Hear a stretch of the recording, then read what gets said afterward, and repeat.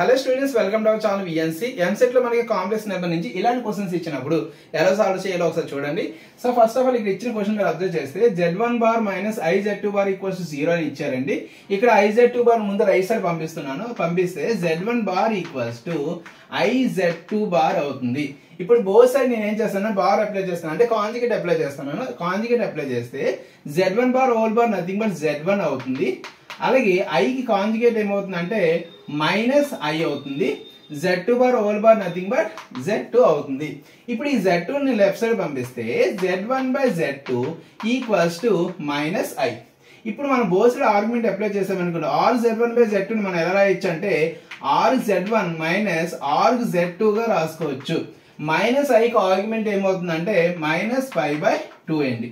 అలాగే ఇంకొక ఇన్ఫర్మేషన్ ఇచ్చారు చూడండి, are z1 z2 equals to 3π/4 అని ఇచ్చారు. సో ఆర్ z1 z2 మనం ఎలా రాయొచ్చు అంటే R z1 plus R z2 equals to 3π/4 అని ఇచ్చారండి. ఇప్పుడు ఈ రెండింటిని యాడ్ చేస్తే minus R z1 plus R z1 remove చేసేస్తే రిమైనింగ్ ఏమున్నాయి, R z1 plus R z1 అంటే 2 into R z1 equals to minus 5/2 plus 3π/4 nothing but 5/4 అవుతుంది. ఇప్పుడు 2 ని రైట్ సైడ్ పంపిస్తే ఆర్ z1 ఈక్వల్స్ టు 5/8. ఇది మనకు కావాల్సిన ఫైనల్ ఆన్సర్.